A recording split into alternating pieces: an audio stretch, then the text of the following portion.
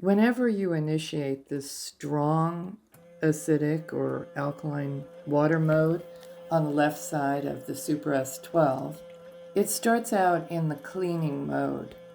If you're getting ready to pour strong acidic or alkaline water, you can just bypass that cleaning mode, and that top button there will toggle between strong acidic or strong ionized water for you.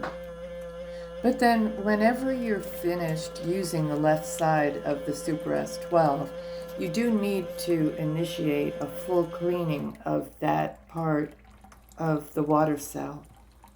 To do that, you just simply turn the water flow back on, and you'll see it went right into that cleaning mode. I usually remove the saline bin before doing that cleaning cycle, just to be on the safe side, to make sure no new sodium goes into the machine during that cleaning mode. Now it will do a countdown. You can see the number counting down from 30 down to 0, and that's to make sure you get a full 30 seconds of cleaning that water cell. Once it gets down to 0, then you can just turn the water flow off.